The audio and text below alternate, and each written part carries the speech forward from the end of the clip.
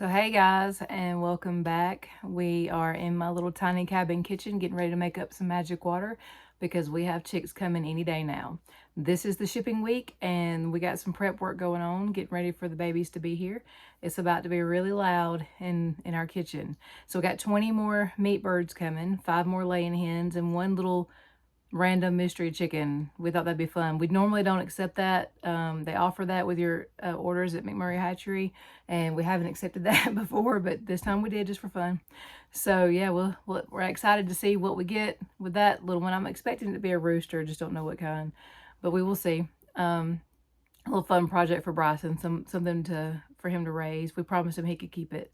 So yeah, but that's what we're doing. We're making up the magic water, and I'm going to show you how I do that. That's just sort of a sort of an antibiotic, natural antibiotic or immune booster for the baby chicks. That'll be the first thing they get when they get here. When we dip their beaks or whatever, they'll drink all that until it's gone, and then we'll start giving them just regular water after that. But I want to show you how it's made. Okay, I'm starting with a half-gallon glass jar, and this has warm water in it, and we're using warm water because as it sits, the chickens are coming within the next 2 to 3 days, so this will just give it time to steep with all the ingredients in it and let it really infuse that water really well. So it'll just have time to sit and be ready for them when they get here. So we've got, and I want you to use really good water, maybe not chlorinated water. Of course, we have pure, we're blessed with pure mountain spring water, so that's what we have in here. And so the ingredients call for half a gallon. We want to do 1/4 cup of raw honey,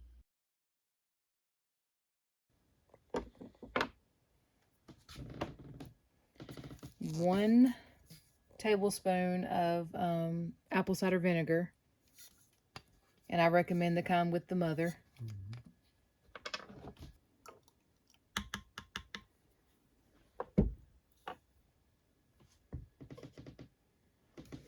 And it calls for a clove of garlic in a half a gallon, but I have this minced garlic in water. I wouldn't do this if it was in oil, but this is in water, and I've used this before and it's been fine. So we're going to do that again. I know it's strong in it. Hurry up, put the top on. So we're going to use half of a teaspoon, which is, according to Google, will be 1 clove, because 1 teaspoon is 2 cloves.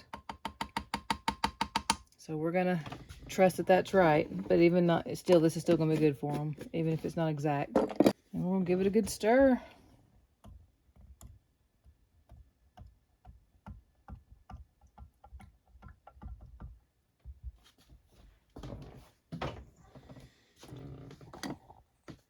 I'm just gonna put my lid on it and just let it sit and steep, and it'll be ready for when the chicks get here in a couple days.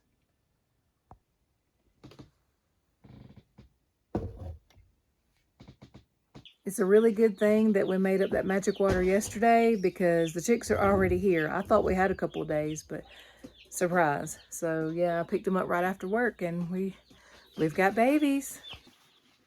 We picked up our box of chicken nuggets today. So you got a knife, Jeffrey? Peekaboo. Are you gonna tear it open? Is this pop steak? Oh. Look at Hello. Is that him? Must be. Must be our little surprise chick. There's the buff. Our mystery chick. Yeah. We need to get the water and stuff and dip them as we go. As we go, yeah. The buff Orpingtons are the pretty little golden ones in there, and of course our Cornish cross are yellow and will eventually be white. Hi, babies. You're gonna have a good life. You are. You're gonna have a good life with us. Oh, Bryson's gonna be so excited to see that little guy. That's a tiny thing. I wonder who that is. What do you suppose? I've seen one like this. Didn't we have one like this? Is that a barred rock, maybe?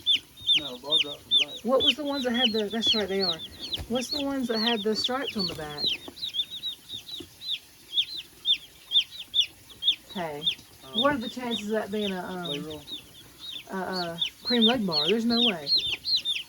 You wouldn't think so.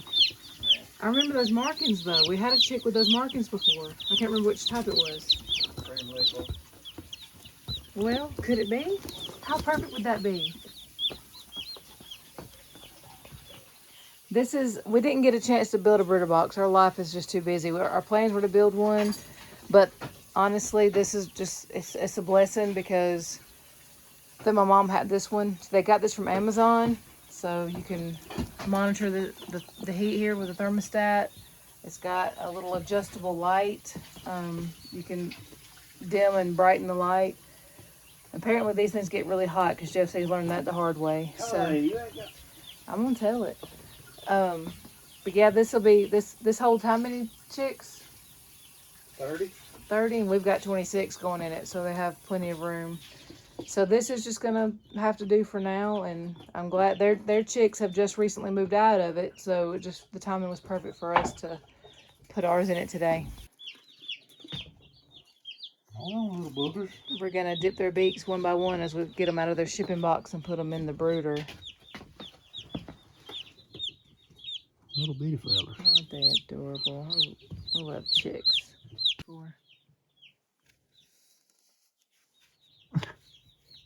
Did you get? He didn't want to let go.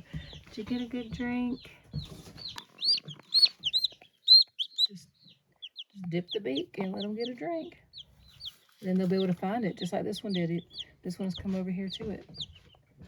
Look, already knows what to do. Look, smart babies. There's enough room. There's enough for everybody. Welcome home.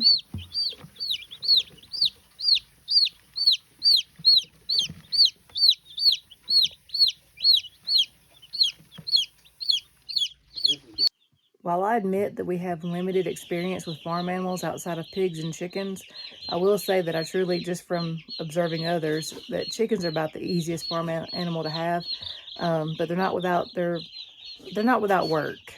So I'm going to show you what we're having to do with these Come here, booger. Seriously pooping babies here.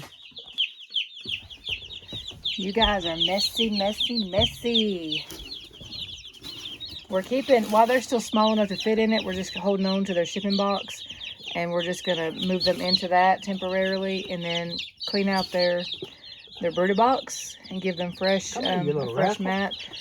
This is the first time we've ever used something like this. Usually we simply just use one of those big totes. I don't know how many gallons, but one of those big totes with some shavings in the bottom. We have their water and food trays in there, and one of those heat lamps. And that's always worked great. And when they got big enough to try to jump out, we had like a wire mesh top. We just lay on top of it. So that's always worked for us. And we may have to upgrade to that since we have 26 chickens in here.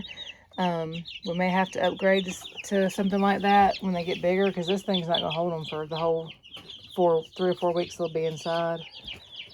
So, at least I don't think it will. We may have to separate some of them.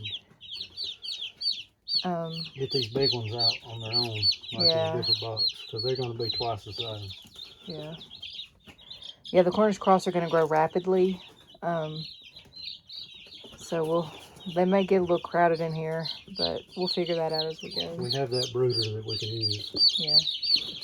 Oh, little baby by himself. He's not liking that.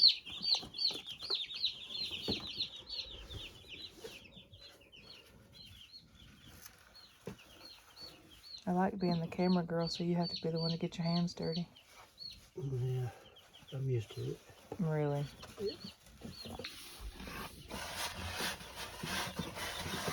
Getting this out as best we can. We'll have to give it a much better cleaning when we're done with it. Vacuum it out and all that.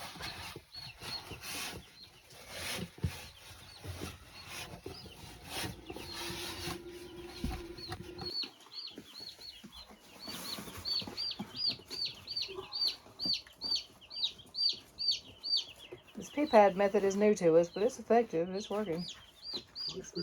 Easy cleanup, I will say. A lot easier than having to scrape out wet shavings. That's what I like easy. I will say though, the shavings do smell better. I do like the scent of that. It kind of absorbs and it masks the scent of the poo and stuff. We're using 20% protein starter feed that we get from our local feed store. It's not Tractor Supply or anything. It's an actual little small town feed store right here in our little hometown. And we prefer to support small business, and I think honestly in our experience we've gotten better quality stuff. So just gonna top off their feed. I've given them some fresh water. They've almost finished off all the magic water. I've just added more water to it, so it's just a little bit diluted, but they're doing really good on that.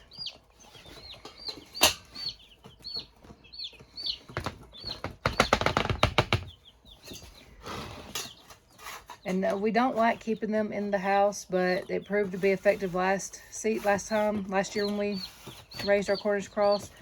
This is a very short time that they'll be inside because the weather is warming up outside, but there's no other place to put them where they're going to be safe. So this is just what we have to do.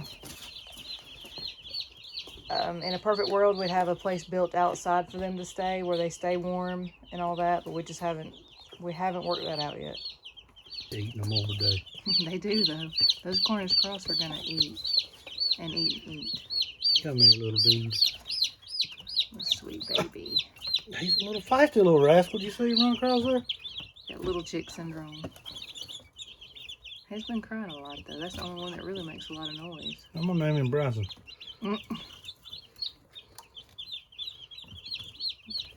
Buff Orpington boy in its way in there. Oh, guys, I want to share with you the fact that we had an extra chicken. Now, we did have one pass away. It was dead in the box, and I know that can happen. But we still ended up with 26 like we originally had planned. They'd sent an extra. We ended up with 6 of our Buff Orpingtons rather than 5. I only ordered 5. I even checked my order to make sure that I didn't have that wrong.